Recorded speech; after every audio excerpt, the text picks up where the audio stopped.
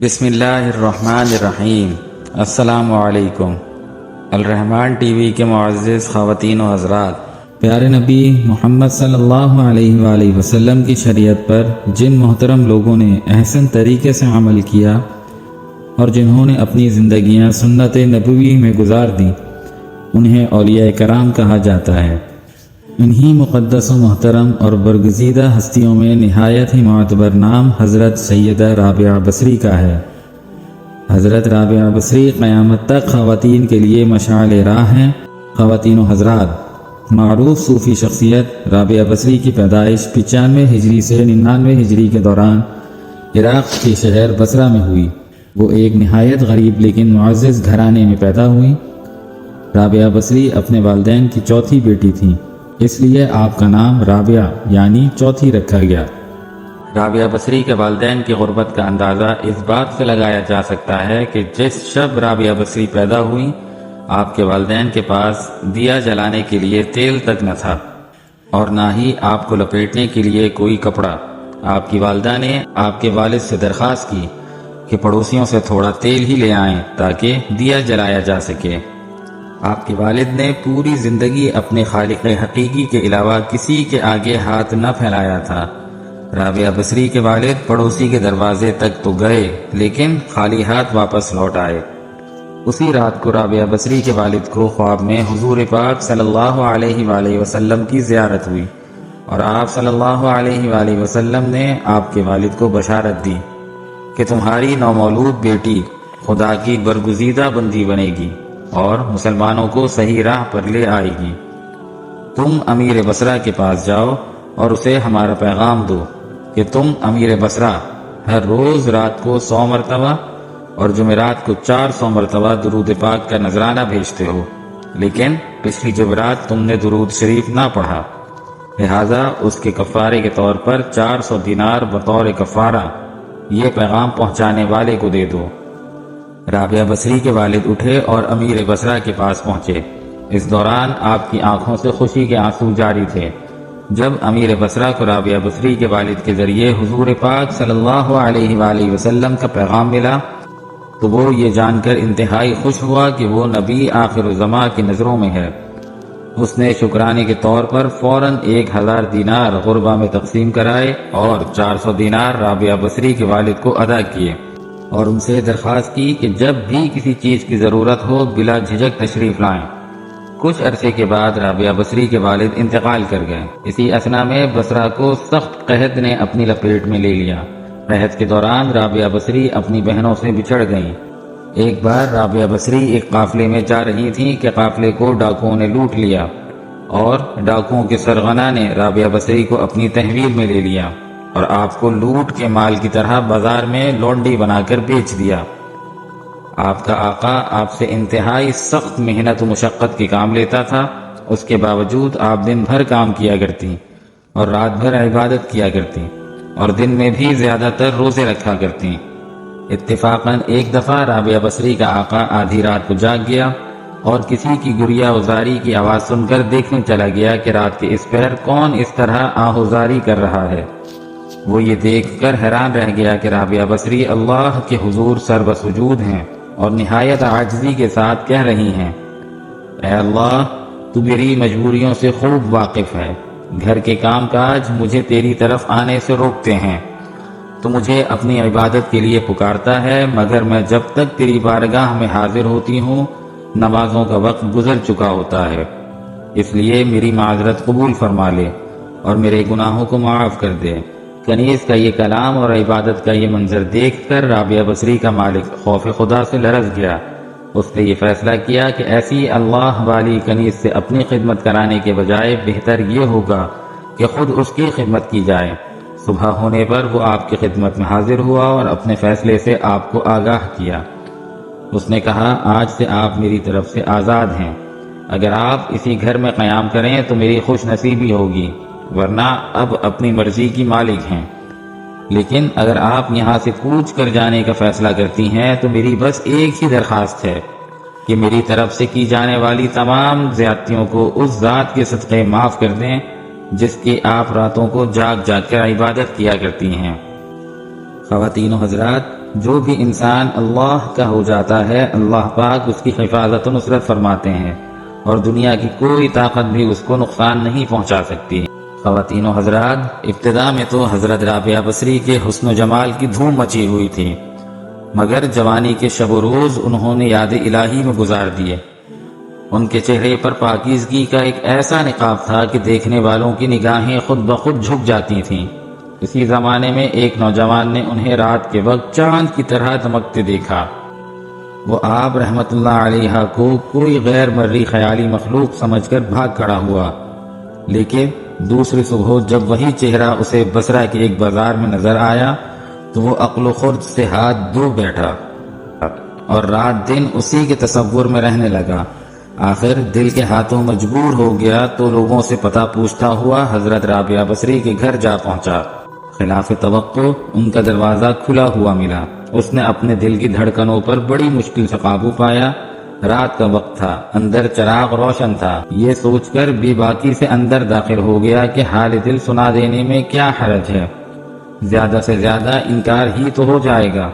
واپسی کا دروازہ بہرحال کھلا ہوا ہے، لیکن جب وہ اندر پہنچا تو وہاں کوئی نہیں تھا، البتہ چھت سے ایسی پرسوز آواز آ رہی تھی جیسے کوئی زیر لب ہجر کا رونا رو رہا ہو۔ نوجوان تیزی سے زینے پر چڑھ گیا۔ حضرت رابعہ بصری عشاء کی نماز سے فارغ ہو کر ثناخوانی کر رہی تھیں۔ پروردگار، ستارے روشن ہو گئے، لوگ سو گئے، بادشاہوں نے دروازے بند کر لیے، ہر محبوب اپنے محبوب سے محو راز و نیاز ہے اور میں تیرے سامنے کھڑی ہوں۔ نوجوان پر سکتہ طاری ہو گیا۔ اسی اثنا میں حضرت رابعہ بصری نے پلٹ کر اسے ایسی قہر آلود نظروں سے دیکھا کہ اس کی زبان گم ہو گئی۔ رابعہ بصری نے اس کے قریب آ کر پوچھا، کیا تم مجھ سے شادی کی درخواست کرنے آئے ہو؟ نوجوان نے لرزتے ہوئے ہاتھ سے اپنی زبان کی طرف اشارہ کیا کہ وہ بول نہیں سکتا۔ حضرت رابعہ بصری نے کہا، اس سے پہلے کہ زبان کی طرح تیرا دل بھی چپ ہو جائے، تو جس راستے سے آیا ہے اسی راستے سے لوٹ جا۔ وہ جوان صرف آنکھوں سے التجا کر سکتا تھا کہ نیک خاتون میری گویائی مجھے واپس کر دے، میں تیرے مرتبے سے واقف نہ تھا، مجھ سے غلطی ہوئی، مجھے معاف کر دے۔ لا علمی ہمیشہ قابل معافی ہوتی ہے۔ اس کے خاموش آنسوؤں کے جواب میں حضرت رابعہ بصری نے کہا، نوجوان، تو نے اگر مجھ سے کوئی زیادتی کی ہوتی تو میں تجھے یقیناً معاف کر دیتی۔ میں نے خود کو بہت پہلے اپنے رب کے حوالے کر دیا تھا۔ اب یہ معاملات تیرے اور رب کے درمیان ہے۔ معافی مانگنا ہے تو اس سے مانگ۔ تو صدقہ دل سے توبہ کرنے کا ارادہ کرے تو شاید توبہ کی خاطر تیری زبان کھل جائے۔ یہ کہہ کر وہ نماز کے لیے کھڑی ہو گئی۔ نوجوان بھی بے اختیار سجدے میں گر گیا۔ وہ رو رہا تھا، نہ معلوم کب تک روتا رہا۔ جب اسے ہوش آیا تو زبان کھل چکی تھی اور توبہ توبہ کا ورد کر رہی تھی۔ بصرہ کے بازاروں میں سال ہر سال تک ایک مجذوب گرمی، جاڑے اور برسات سے بے نیاز ہو کر دیوانہ وار توبہ توبہ کے نعرے لگاتا رہا۔ اس کے نعروں سے بصرہ کی راتیں گونج اٹھتی تھیں اور بچے سہم کر ماؤں کے سینوں سے لپٹ جاتے تھے۔ آخر ایک دن وہ مجذوب اچانک ہی کہیں غائب ہو گیا، پھر کبھی اس کا پتہ نہیں چلا۔ وہ مجذوب یہی مذکورہ جوان تھا جو حضرت رابعہ بصری کی بدولت ہی دربار خداوندی میں مقرب ٹھہرا۔ رابعہ بصری ایک بہت ہی نیکا اور عابدہ زاہدہ خاتون تھیں۔ آج لوگ ان کی عبادات کی مثالیں دیتے ہیں۔ جب ان کی وفات کے وقت قریب آیا تو ان کی شاگرد خواتین اور لڑکیاں ان کے ارد گرد بیٹھی تھیں۔ ان شاگردوں نے درخواست کی کہ ہمیں کوئی نصیحت کریں، تو رابعہ بصری نے فرمایا کہ کبھی بھی بغیر نکاح کے نہ رہو، اور پھر اپنا واقعہ سنایا کہ میں جب آدھی رات کو مصلی پر بیٹھ کر اللہ کی عبادت کرتی، اس وقت گلیوں میں پھرنے والا چوکیدار جب میرے گھر کے سامنے سے گزرتا تو میرے دل میں برے برے وسوسے آتے کہ اس وقت سارے لوگ سوئے ہوئے ہیں، کوئی بھی نہیں دیکھ رہا، یہ تو اللہ کا کرم ہوا کہ اس نے مجھے زنا سے محفوظ رکھا۔ اس واقعے سے آپ اندازہ لگائیں کہ رابعہ بصری جیسی پاک دامن اور عابدہ زاہدہ خاتون کو ایسے وسوسے آ رہے ہیں تو آج کل کی اس گندے معاشرے میں جہاں ہر طرف بے حیائی، بے پردگی اور بے دینی کا ماحول غالب ہے، ایسے میں کون عورت ہے جو اپنے آپ کو بچائے گی؟ فرمایا، نکاح کے بغیر زندگی کا اسلام میں کوئی تصور نہیں۔ اللہ تعالیٰ کے نبی صلی اللہ علیہ وآلہ وسلم نے بھی شادیاں کی اور بیک وقت 9 بیویاں چھوڑ کر انتقال فرمایا۔ اللہ کے رسول صلی اللہ علیہ وآلہ وسلم نے بغیر نکاح کی زندگی گزارنے سے منع فرمایا ہے۔ خواتین و حضرات، ایک دفعہ حضرت حسن بصری رحمۃ اللہ علیہ نے حضرت رابعہ بصری سے کہا، آپ شریعت کے مطابق شادی کر لیں۔ فرمایا، نکاح اور شادی اس کے لیے ہے جس کا کوئی وجود ہو، یہاں نہ میرا کوئی وجود ہے اور نہ میں اپنی آپ مالک ہوں، اللہ تعالیٰ کی مملوک ہوں۔ ایک دفعہ کچھ اور لوگوں نے بھی آپ سے کہا کہ آپ شادی کر لیجئے۔ فرمایا، اگر 3 فکروں سے مجھے بے فکر کر دیجئے تو میں ضرور شادی کر لوں گی۔ پہلی، کیا میں دنیا سے اپنا ایمان سلامت لے جاؤں گی؟ دوسری، روز حشر میرے دائیں ہاتھ میں ہی نامہ اعمال دیا جائے گا۔ تیسری، قیامت کے روز جب لوگ دائیں جانب سے بہشت میں داخل ہوں گے اور بائیں جانب سے دوزخ میں پہنچائے جائیں گے تو مجھے کس جانب سے پہنچایا جائے گا؟ لوگوں نے کہا، اس کا علم تو خدا ہی کو ہے۔ تو فرمایا، تو پھر جیسے اتنے عظیم افکار و اعمال پیش ہوں وہ بھلا کیا شوہر کر سکتی ہے؟ حضرت مالک بن دینار کہا کرتے تھے، ایک مرتبہ بغیر سے ملاقات رابعہ بصری کے ہاں پہنچا تو دیکھا کہ ایک ٹوٹا ہوا مٹی کا لوٹا ہے جس سے آپ وضو کرتی ہیں اور پانی پیتی ہیں، اور ایک بوسیدہ چٹائی ہے جس پر ایک اینٹ کا تکیہ بنا کر سوتی ہیں۔ میں نے عرض کیا کہ میرے بہت سے احباب مالدار ہیں، اگر اجازت ہو تو ان سے آپ کے لیے کچھ طلب کروں۔ آپ نے سوال کیا کہ کیا مجھے اور تمہیں اور دولت مندوں کو رزق عطا کرنے والی ایک ہی ذات نہیں ہے؟ تو پھر کیا درویشوں کو ان کی غربت کی وجہ سے اس ذات نے فراموش کر دیا ہے؟ میں نے عرض کیا کہ ایسا تو نہیں ہے۔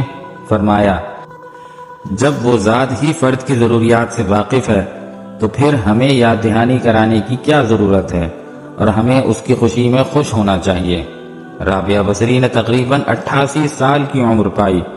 آپ نے آخری سانس تک عشق الہی کی لذت و سرشاری کو اپنا شعار بنائے رکھا، یہاں تک کہ اپنی آخری سانس تک معبود حقیقی کی محبت کا دم بہتی رہیں۔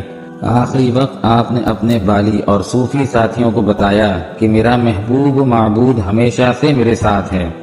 خواتین و حضرات، ہمیں حضرت رابعہ بصری کی زندگی سے یہ سبق ملتا ہے کہ اللہ کی پہچان کے دروازے مرد و عورت سب کے لیے کھلے ہیں۔ اللہ کی راہ پر حضور اکرم صلی اللہ علیہ وآلہ وسلم کے فرامین کی روشنی میں چلنا ہمارا کام ہے۔ باقی فضل و کرم کرنے والا اللہ ہے کہ وہ سجدوں کو شرف قبولیت بخشے۔ دعا ہے کہ اللہ پاک ہمیں بھی عبادت و ریاضت والی زندگی گزارنے والا بنائے، آمین یا رب العالمین۔ جزاک اللہ۔